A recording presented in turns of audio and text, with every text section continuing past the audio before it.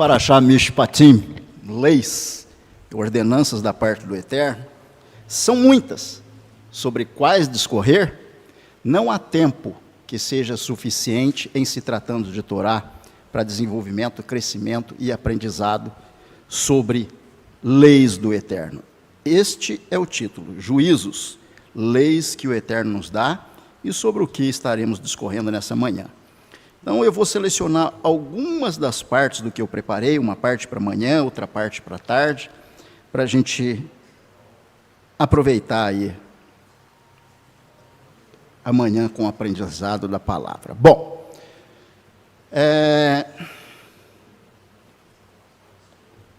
alguém que nos visita aí pela primeira vez, nos dá a honra da presença?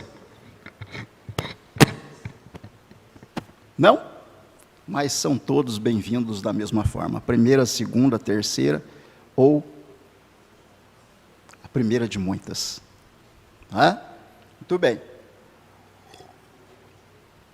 Depois da Parashá, quero aquela canção da oferta, pode ser?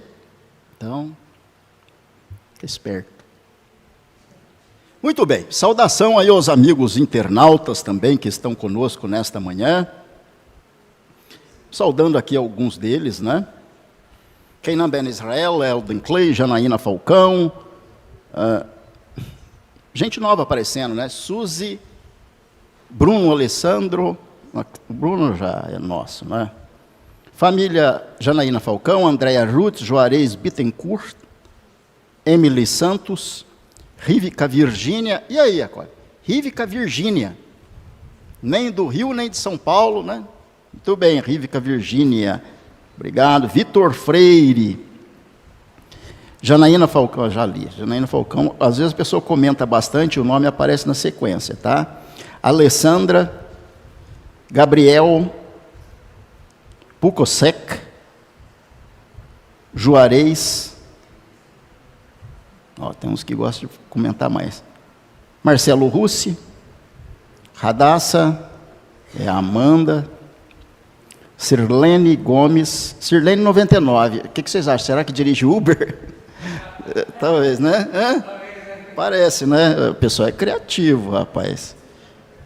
99 anos, acho que ela não tem, deve ser jovem, 20. Alessandra da Silva, Andréa Ruth, já falei. Nossa, rapaz, as mulheres comentam muito mais que os homens aqui, hein? Vou pular, porque...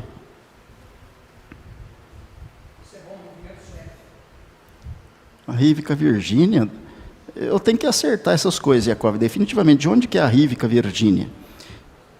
Ismael Ruth Ben Israel, é o Mael, lá de Vacaria, né? Nos deixou, né, Ismael? M. Mendes, tem um aqui que sempre aparece também, é o Nightbot, não sei quem que é, né? Está sempre presente aqui, diz só palavras boas, esse aqui é bom, hein? Eu chamo de Sadiq. Jacob Williams Jones. Esse é o nome complicado lá de João Pessoa. João Pessoa, né? João Victor Fernandes, Renan Reis. Eu não posso esquecer. A Rívica Virgínia, ela é a noiva do Itzhak, né? Que vamos casar aí na sinagoga. Não estou sabendo? Olha só, a novidade chegou para mim agora aí, né? Só que o Fábio apareceu aqui há 100 anos atrás, nunca mais voltou, hein, Rívica? Tem que cobrar aí o noivo, hein? Cabeça. Alexander Dickinson, Shabbat Shalom Tucuruvi. Nome complicado, né? Jaime Cruz, Lequinho Aquino, e aí vai aparecendo, né? Aí começa a aparecer agora as pessoas, o Elvis Rezende, obrigado a todos vocês que estão aqui na internet com a gente, tá? Prazer ter vocês aqui. Vamos para o estudo da Torá. Muito bem.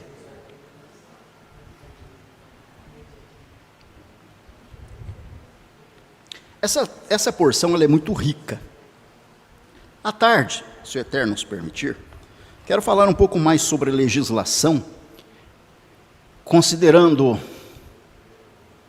talvez, se houver tempo, alguma coisa do Código Civil Brasileiro, Código Penal, em paralelo com a Torá, para a gente alinhar as perspectivas da origem de todos os direcionamentos que o Eterno nos coloca.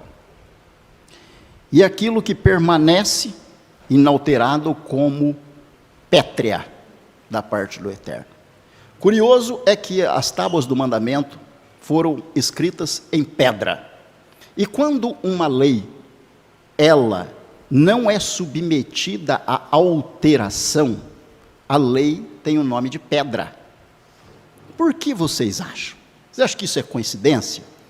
Uma lei pétrea tem muito a ver com a lei que o Eterno deu e deixou configurado que o que está escrito na pedra não se apaga. É por isso que, ciente da responsabilidade da obediência em nossa vida, e até os dias em que deitarmos à sepultura, aqueles que ficam para levar o legado que transmitimos, colocam sobre a sepultura do falecido pedra ao invés de flores. Se você deve observar que um judeu não tem flores na sua urna ou no seu caixão, não tem flores sobre a sua sepultura, mas tem pedras, porque a pedra é um símbolo daquilo que o Eterno planeja para a eternidade. Então, nosso povo ensina muito, e tem gente que não sabe por que é colocada a pedrinha ali. Mas, eu fiz a introdução dessa forma. Vamos lá. Fiz a introdução dessa forma. Por que temos leis? Qual é a base para que as leis existam? Uma coisa é certa. Vocês vão convir comigo, a lei de Deus é absoluta. Não existe relatividade, exceto na interpretação da lei. Mas a lei, na sua configuração e objetividade, no que tange ao propósito do Eterno, ela é absoluta. A lei seria para sua autoproteção? Se eu te perguntasse por que existe lei, você diria autoproteção? A lei seria para uma sociedade ordenada para um futuro de paz? A lei seria para prender aqueles que transgridem?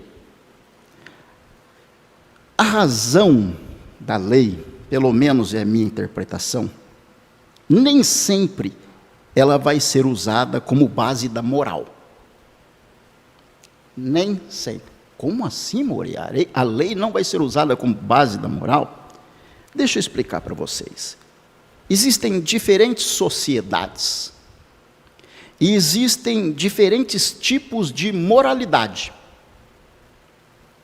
Podemos dar algum exemplo típico, contemporâneo, que possa refletir esse pensamento? Eu deixo um pensamento com vocês.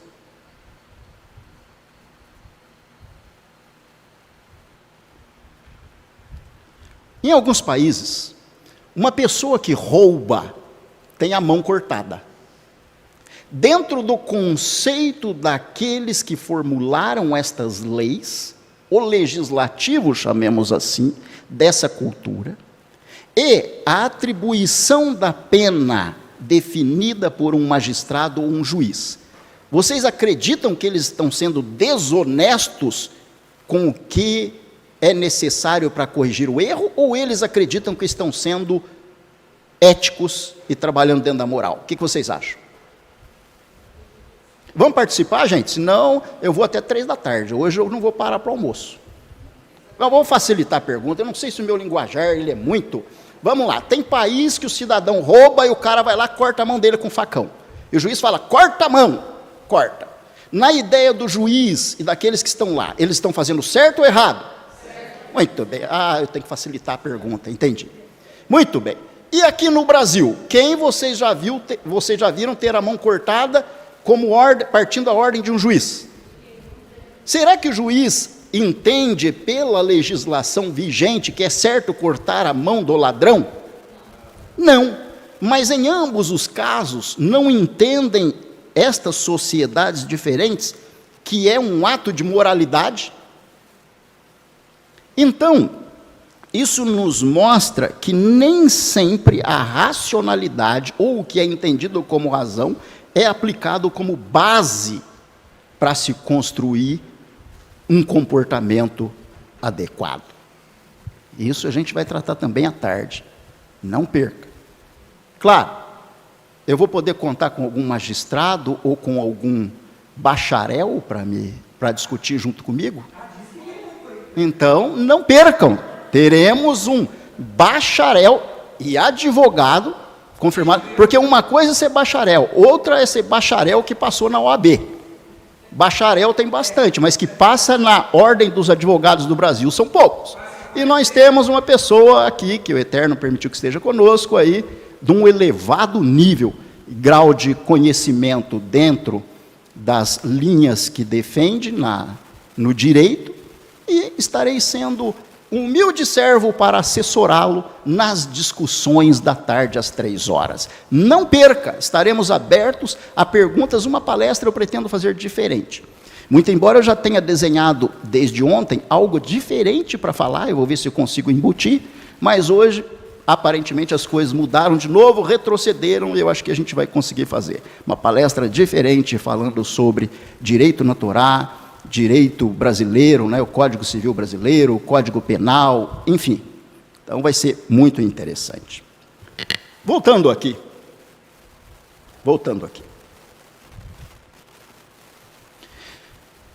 Nós vivemos essa semana momentos da realidade atroz, vil, pecaminosa, horrenda em Israel, quando os bebês, as crianças, foram devolvidas aos pais israelenses mortos. E, inclusive, a mulher apresentada não é mãe das crianças. Olha só o grau da maldade, mas foi entregue como se fosse. E o mundo, uma boa parte dele, aplaude a ação dos terroristas.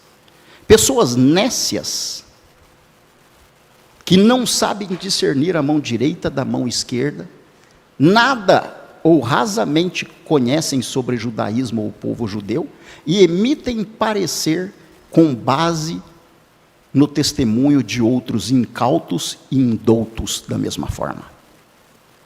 Inclusive, vivemos num país, fiquem alerta, porque entre nós, israelitas, não pode existir sequer aquele que aprova a maneira pela qual somos governados e os governantes que agem contra o povo de Israel. Fique atento a isso. Abra os olhos para essas coisas. Defenda o povo que você ama. Muito bem. Voltando aqui agora, estou mais calmo.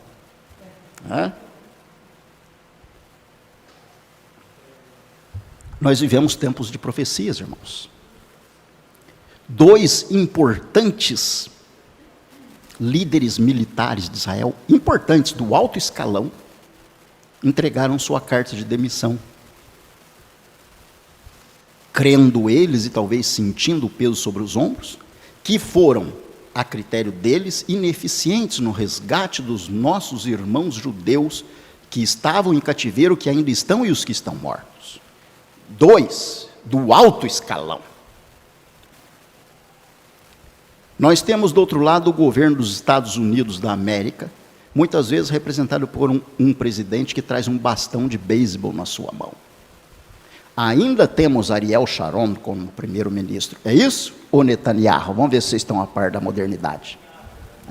Bom. Valeu, Ariel Sharon, né?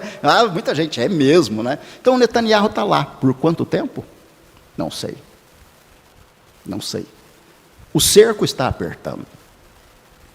Existe proposta de transformar a área de Gaza num resort turístico. E a proposta de que os palestinos que lá vivem possam descer para o Egito, possam descer para o Iêmen, e o território seja ocupado pelos Estados Unidos da América, de forma que você sinta prazer de ir até as terras de Gaza e desfrutar das lindas praias que banham a terra de Israel. O cenário está se desenhando, mais que nunca, para a nossa expectativa da volta de Yeshua. Porque não é o governo dos Estados Unidos que vai dar jeito ao conflito. E por mais que sofra uma gigantesca pressão sobre os ombros, então nunca julgue Netanyahu, sem estar na pele dele, ninguém vai estar, e eu não queria estar, achando que a paz virá simplesmente pelas ações dele. Eu imagino a pressão que está no ombro daquele homem lá. Só imagino. Tem gente que fala, fez errado isso, fez errado aquilo, vai você lá governar, talvez você esteja no lugar errado. Seu lugar é lá, governando no lugar do primeiro-ministro. Tá? Uma coisa é certa, o cerco está se apertando. E para o direcionamento nosso, e de todo aquele que de coração se dispor a servir a Deus, estão as determinações de Deus que se chamam leis. Com base nos acontecimentos da vida, as leis passaram a ser escritas. O que veio primeiro? A experiência da vida ou a lei para uma vida que não havia sido vivida? Com certeza a experiência da vida. E posteriormente, dados de sabores que a vida trouxe a muitos personagens e até nós mesmos, as leis foram desenvolvidas com base na experiência do que se viveu. Isso é muito interessante. E isso está nessa paraxá. E a gente vai ver um pouco disso agora. Muito bem.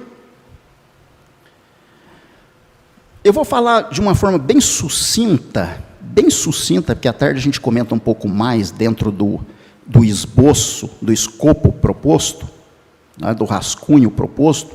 Não vai dar para falar de tudo o que eu li. Eu li alguma coisinha pela manhã, mas aquilo ali é para 10 palestras, né? Então, pegar 1, 2 pontos, fazer uma brevidade de um conceito, aplicação e tal, e depois a gente estuda para fazer outras palestras complementares, ou suplementares. Muito bem. Essa porção, Mishpatim, traz um tema interessante entre muitos. Eu vou tentar falar de 2 ou 3 tal. Abra em Êxodo capítulo 21. Mishpatim.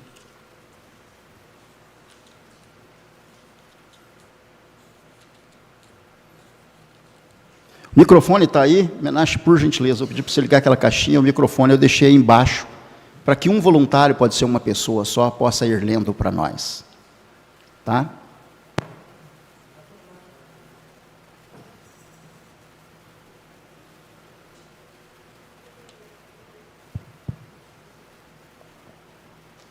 Quanta coisa bonita que tem na Torá. Muito bem, quem pode ler para nós Shemot, Êxodo capítulo 20, verso 7 a seguir. Quando for para parar eu falo, até aí tá bom. Êxodo capítulo 21, perdão, verso 7 e aí na sequência.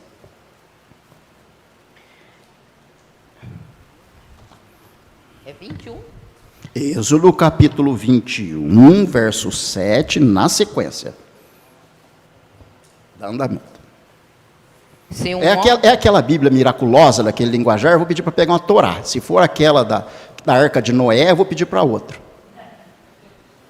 Mas traz uma Bíblia que nunca ninguém viu, rapaz, escrita em 1500, não sei quanto. Cabral estava descobrindo o Brasil ainda. Ah, mas é boa? É. Deixa ela pegar ali. Muito bem. Essa daqui.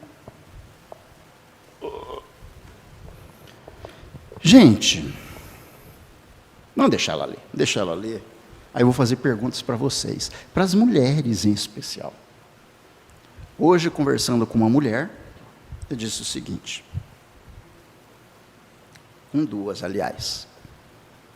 Não traga para o conceito contemporâneo a interpretação da Torá, porque se você tomar como base o que o contemporâneo prega, você vai anunciar contra a Torá.